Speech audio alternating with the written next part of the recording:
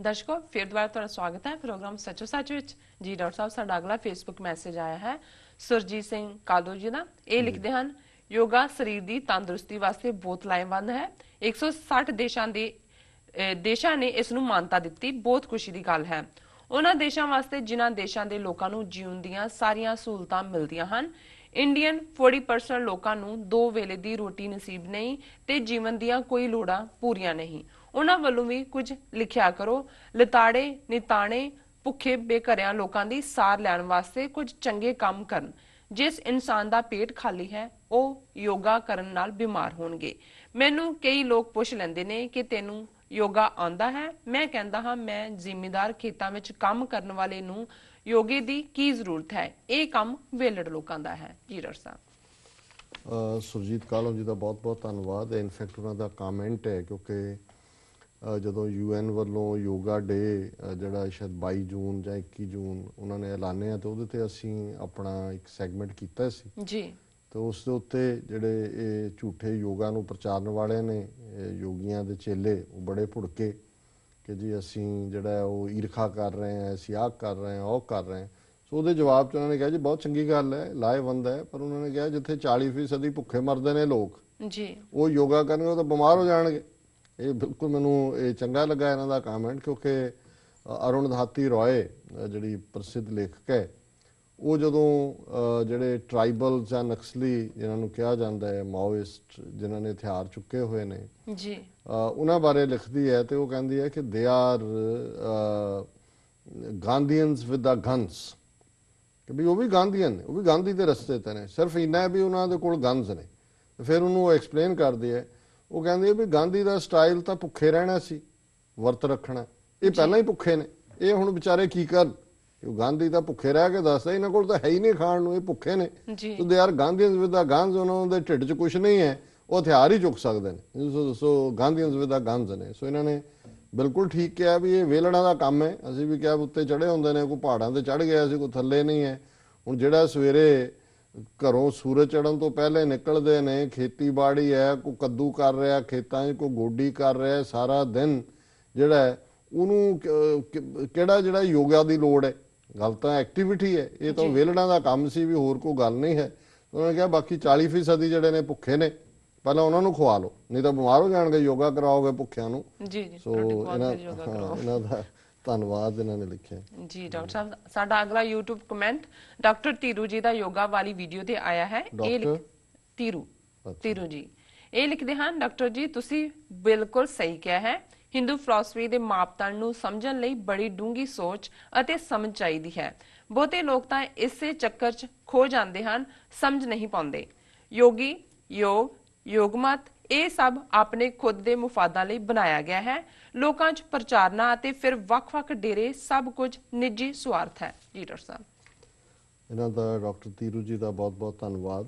ਉਹਨਾਂ ਨੇ ਇਸ ਗੱਲ ਨੂੰ ਸਮਝਿਆ ਕਿ ਵੀ ਇਹ ਕਿਵੇਂ ਇੱਕ ਕਨਵੋਲਿਊਟਡ ਮਾਈਂਡ ਹੈ ਹਿੰਦੂ ਥਾਟ, ਕਿ ਕਿਵੇਂ ਉਹ ਇੱਕ ਐਸਾ ਜਾਲ ਬਣਾਉਂਦੇ ਨੇ, ਉਸ ਜਾਲ ਦੇ ਅੰਦਰ ਜਾਲ ਹੈ, ਉਹਦੇ ਅੰਦਰ ਜਾਲ ਹੈ, ਸਾਰੀ ਉਮਰ ਉਸ ਜਾਲ ਦਾ ਬੰਦਾ ਜਿਹੜਾ ਉਹਦੇ 'ਚ ਹੀ ਫਸਿਆ ਗੁਜ਼ਾਰ ਦਿੰਦਾ ਤੇ ਸਮਝ ਨਹੀਂ ਆਉਂਦੀ। ਪਰ ਅਖੀਰ 'ਚ ਉਹ ਇਹ ਕਹਿੰਦਾ ਕਿ ਬਈ ਮੈਂ ਫਸਿਆ ਹੀ ਰਿਹਾ, ਮੈਨੂੰ ਤਾਂ ਸਮਝ ਨਹੀਂ ਆ। ਭੰਬਲ ਭੂਸਾ ਜਿਹੜੀ ਇਹਨਾਂ ਦੀ 4000 ਸਾਲ ਦੀ ਸਰਵਾਈਵਲ ਹੈ, ਜੇ ਇਹਨਾਂ ਦੀ ਆਈਡੀਓਲੋਜੀ ਦਾ ਇੱਕ ਸ਼ਬਦ ਕਹਿਣਾ ਹੋਏ ਤੇ ਉਹ ਭੰਬਲ ਭੂਸਾ। ਯੋਗੀ ਯੋਗਾ ਯੋਗਮਤ ਇਹ ਸਾਰਾ ਭੰਬਲ ਭੂਸੇ ਦਾ ਹੀ ਨਾਂ ਹੈ ਜਿਹੜਾ ਇਹਨਾਂ ਨੇ ਖੜਾ ਕੀਤਾ। ਸੋ ਡਾਕਟਰ ਧੀਰੂ ਜੀ ਦਾ ਧੰਨਵਾਦ ਜੀ। ਡਾਕਟਰ ਸਾਹਿਬ ਸਾਡਾ ਅਗਲਾ ਫੇਸਬੁੱਕ ਮੈਸੇਜ ਹਰਪਿੰਦਰ ਸਿੰਘ ਜੀ ਦਾ ਸੁਲਤਾਨਪੁਰ ਲੋਧੀ ਤੋਂ ਆਇਆ ਹੈ।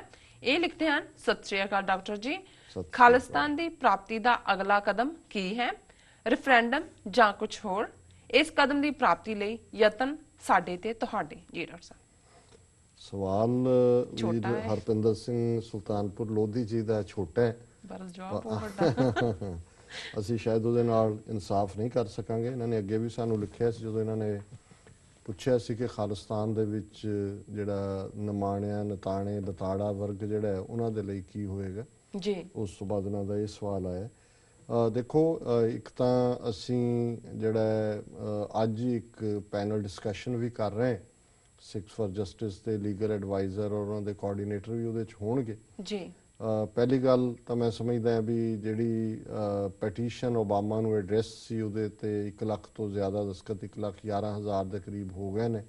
ਸੋ ਉਹਨਾਂ ਦੀ ਮਿਨੀਮਮ ਰਿਕੁਆਇਰਮੈਂਟ 1 ਲੱਖ ਦੀ ਪੂਰੀ ਹੋ ਗਈ ਜੀ। ਸੋ ਜ਼ਾਹਰ ਹੈ ਵੀ ਇਸ ਵੇਲੇ ਫੋਕਸ ਜਿਹੜਾ ਹੈ ਇਸ ਮੁੱਦੇ ਦੇ ਉੱਤੇ 30 ਮਿਲੀਅਨ ਸਿੱਖ ਕੌਮ ਨੇ ਆਪਣੀ ਸੋਲੀਡੈਰਿਟੀ ਦਿਖਾਈ ਹੈ।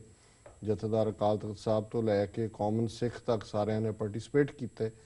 ਸੋ ਜਦੋਂ ਅਸੀਂ ਸਟੈਪ ਦੀ ਗੱਲ ਕਰਦੇ ਹਾਂ ਜ਼ਾਹਰ ਹੈ ਰੈਫਰੈਂਡਮ ਦਾ ਤਾਂ ਉਹਨਾਂ ਨੇ 2020 ਡੈਡਲਾਈਨ ਦਿੱਤੀ ਹੈ 2020 ਜੀ। ਪਰ ਮੈਂ ਆਪਣੇ ਆਪ ਨੂੰ ਕੋਈ ਡੇਟ ਬਾਉਂਡ ਤਾਂ ਨਹੀਂ ਮੰਨਦਾ ਹਾਂ। ਮੈਂ ਸਮਝਦਾ ਹਾਂ ਕਿ ਵੀ ਸਾਡੇ ਲਈ ਹਰ ਪਲ ਹਰ ਮਿੰਟ ਹਰ ਸੈਕਿੰਡ ਰਾਦਰ ਇਸ ਗੱਲ ਵੱਲ ਹੋਣਾ ਚਾਹੀਦਾ ਹੈ ਕਿ ਵੀ ਕਿਵੇਂ ਅਸੀਂ ਆਪਣਾ ਦੇਸ਼ ਲਿਬਰੇਟ ਕਰਾਣਾ। ਸੋ ਬਾਕੀ ਜਿਹੜਾ ਇਸ ਵਿਜ਼ਿਟ ਤੋਂ ਜਾਂ ਜਿਹੜੀਆਂ ਚੇਂਜਸ ਇੰਟਰਨੈਸ਼ਨਲ ਔਰ ਖ਼ਾਸ ਤੌਰ 'ਤੇ ਸਾਊਥ ਏਸ਼ੀਆ ਜਿਵੇਂ ਈਸਾਈਆਂ ਦੇ ਨਾਲ ਮੁਸਲਮਾਨਾਂ ਦੇ ਨਾਲ ਜੋ ਵਰਤਾਰਾ ਚੱਲ ਰਿਹਾ ਹੈ ਸਾਨੂੰ ਲੱਗਦਾ ਵੀ ਇਹਨਾਂ ਨੇ ਜਿਸ ਤੇਜ਼ੀ ਨਾਲ ਇਹ ਹਿੰਦੂਤਵੀ ਦੌੜ ਰਹੇ ਨੇ ਇਹ ਆਪਣੇ ਭਾਰ ਨਾਲ ਵੀ ਡਿੱਗਣਗੇ, ਆਪਣੀਆਂ ਜ਼ਿਆਦਤੀਆਂ ਨਾਲ ਵੀ ਡਿੱਗਣਗੇ ਔਰ ਖੰਭ ਇਹਨਾਂ ਨੇ ਇੰਨੇ ਖਿਲਾਰ ਲੈਣੇ ਨੇ ਕਿ ਮੁੜ ਕੇ ਖੰਭ ਖੋਏ ਜਾਣੇ ਨੇ ਇਹਨਾਂ ਦੇ ਜੀ। ਸੋ ਬਾਕੀ ਜਿਹੜੀ ਹੋਰ ਤਾਂ ਅਸੀਂ ਇਸ ਪਬਲਿਕ ਸਿਸਟਮ ਤੇ ਕੋਈ ਬਹੁਤਾ ਜਿਹੜਾ ਉਹ ਐਡਰੈਸ ਨਹੀਂ ਕਰ ਸਕਦੇ ਕਿ ਕੀ ਨੇ, ਪਰ ਇੱਕ ਗੱਲ ਦੀ ਜਿਹੜਾ ਉਹ ਤਸੱਲੀ ਔਰ ਜਿਹੜਾ ਯਕੀਨਨ ਸਾਨੂੰ ਇਸ ਗੱਲ ਦੇ ਉੱਤੇ ਜਿਹੜਾ ਉਹ ਨਿਸ਼ਚੈਵਾਚਕ ਜਾਣਨਾ ਚਾਹੀਦਾ ਕਿ ਖਾਲਿਸਤਾਨ ਦੀ ਕਾਇਮੀ ਤੋਂ ਬਿਨਾਂ ਅਸੀਂ ਸਰਵਾਈਵ ਨਹੀਂ ਕਰ ਸਕਦੇ ਸਾਊਥ ਏਸ਼ੀਆ। ਸੋ ਇਸ ਗੱਲ ਤੇ ਜੇ ਫੋਕਸ ਰਹੇ ਸਟ੍ਰੈਟਜੀ ਉਹਦੇ ਚੋਂ ਨਿਕਲਦੀ ਹੈ। ਜਿਉਂ-ਜਿਉਂ ਕੌਮ 'ਚ ਅਵੇਅਰਨੈਸ ਹੁੰਦੀ ਹੈ ਅੱਜ ਵੱਡੇ ਹਿੱਸੇ ਨੂੰ ਜਦੋਂ ਅਸੀਂ ਦੇਖਦੇ ਹਾਂ ਜਿਹੜੇ ਪਟੀਸ਼ਨ ਸਾਈਨ ਕਰਦੇ ਨੇ ਆ ਕੇ ਜਾਂ ਨਵੀਂ ਜਨ ਉਹਨਾਂ 'ਚੋਂ ਬਹੁਤਾਂ ਨੂੰ ਪਤਾ ਨਹੀਂ ਕਹਿੰਦੇ ਅੱਛਾ ਅਸੀਂ ਕਨਸਟੀਟਿਊਸ਼ਨ ਤੇ ਦਸਤਖਤ ਨਹੀਂ ਸੀ ਕੀਤੇ ਫਿਰ ਤਾਂ ਅਸੀਂ ਇਹਨਾਂ ਦਾ ਹਿੱਸਾ ਹੀ ਨਹੀਂ। ਹੁਣ ਇਹ ਗੱਲ ਕਿੰਨਿਆਂ ਕੁ ਨੂੰ ਪਤਾ ਸੀ? ਬਹੁਤ ਥੋੜੇ।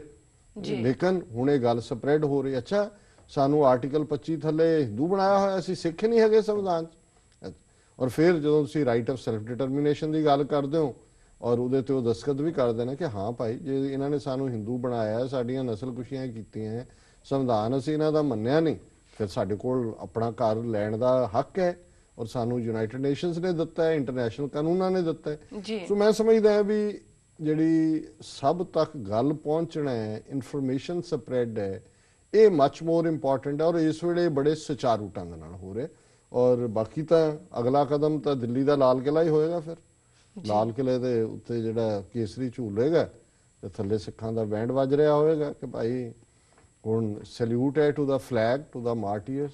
ਸੋ ਉਸ ਯਕੀਨ ਨਾਲ ਔਰ ਉਸ ਫੇਥ ਨਾਲ ਔਰ ਉਸ ਡਿਟਰਮੀਨੇਸ਼ਨ ਦੇ ਨਾਲ ਸਾਨੂੰ ਅੱਗੇ ਵਧਣ ਦੀ ਲੋੜ ਹੈ। ਹਰਪਿੰਦਰ ਸਿੰਘ ਸੁਲਤਾਨਪੁਰ ਲੋਧੀ ਜੀ ਦਾ ਬਹੁਤ ਬਹੁਤ ਧੰਨਵਾਦ ਜੀ। ਡਾਕਟਰ ਸਾਹਿਬ ਵੇਲਾ ਵੀ ਹੋ ਗਿਆ ਬ੍ਰੇਕ ਤੇ ਜਾਣ ਦਾ। ਵਿਊਅਰਸ ਤੁਸੀਂ ਇਸ ਤਰ੍ਹਾਂ ਬਣੇ ਰਹੋ, ਮਿਲਦੇ ਹਾਂ ਆਫਟਰ ਦਿਸ ਸ਼ਾਰਟ ਬ੍ਰੇਕ।